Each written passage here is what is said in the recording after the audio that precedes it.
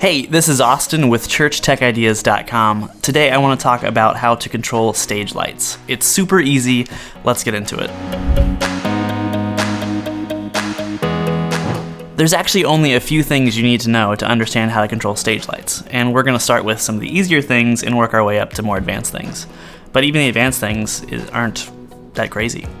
So the first thing we need to understand is that the whole system runs in one continuous chain.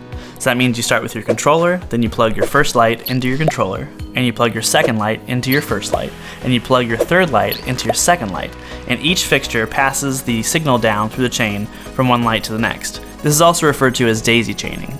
The next thing we need to understand is what signal flows through the lights and how it actually controls them. And from here on out, we're going to refer to the lights as fixtures. The signal that is used to control stage lights is called DMX 512.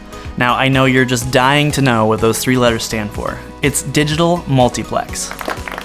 Yeah, I know that doesn't really mean anything to us, but the number 512 is extremely important because it's the number of available channels that we have to control our lights. Fixtures. We're calling them fixtures because that's what they're called. Okay, great, but what's a channel? A channel is simply a value from 0 to 255, or 0% to 100%.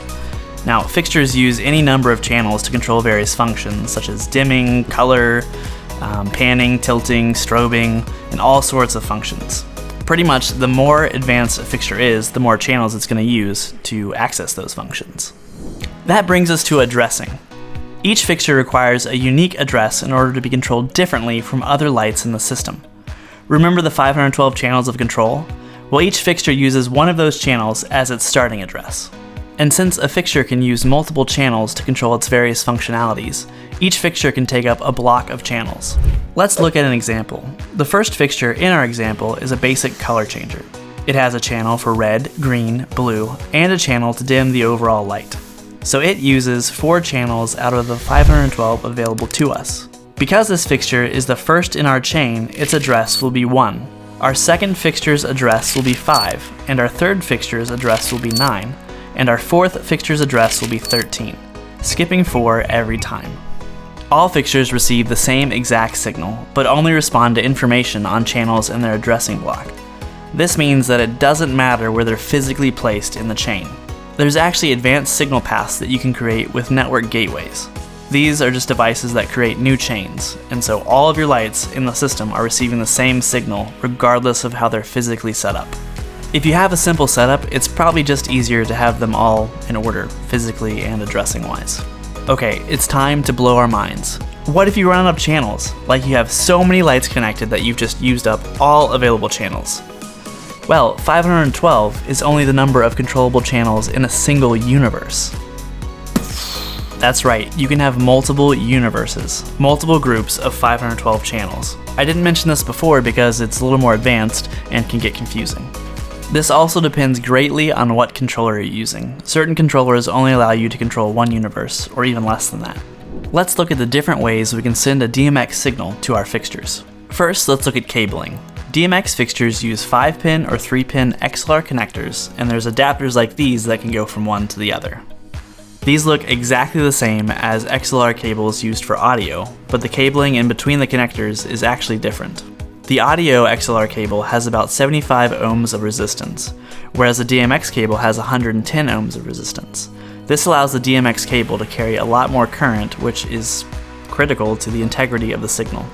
However, you can use audio XLR cables without fear of messing up your fixtures. It just can cause some signal problems that make your lights flicker and have other weird behavior. If you run into problems like this, try replacing all of your cabling with actual DMX cable. And also consider getting a DMX terminator. All a DMX terminator is a male XLR connector that plugs into the last light in your chain. It has a 110 ohm resistor connected to the positive and negative pins on the connector, and this simply absorbs the signal as it comes down and gets to the end, instead of allowing it to bounce back up and wreak havoc on your lights. Now it's time to look at what actually sends the signal down the chain. A DMX controller. There are 2 main controller types. A physical board, like this, and a software controller, which uses a USB interface like this. So it just plugs in with USB and allows you to connect the XLR cable just like you would to a fixture. Less expensive boards are greatly limited on the number of channels they can control. For instance, this board can only control 16 channels out of the 512. That's not even a universe.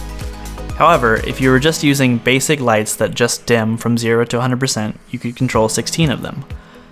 But if you want to control like an intelligent light, one of the moving heads, they have 14 to 20 channels, so you maybe could control one of them, which is pretty much useless. Control software has even more possibilities, and greatly varies on the number of universes you can control.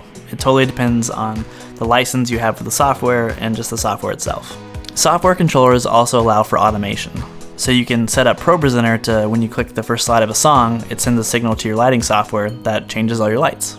Adapters like these are pretty inexpensive and easy to get on Amazon, but you gotta check with whatever software you're gonna use because sometimes they require you to use their own proprietary adapter. Much more expensive boards kind of blur the line between hardware and software. So they've got all the benefits of the software, everything you can do with that, plus all of the sliders and buttons that you can program to do various things. There are several free, very powerful software packages like Onyx and QLC Plus that are amazing and, like I said, free. Last but not least, lighting can be controlled over a network using protocols such as streaming ACN and ArtNet. These protocols send the DMX signal over the network to a network gateway or other device that outputs the signal to a DMX cable. This makes distributing the DMX signal much easier and more robust. You can send it throughout your room, throughout your building, throughout your campus. Thanks for watching, and I really hope you now have a better understanding of how to control stage lights. If you found this video helpful, please help me out by hitting that like button and subscribing to this channel.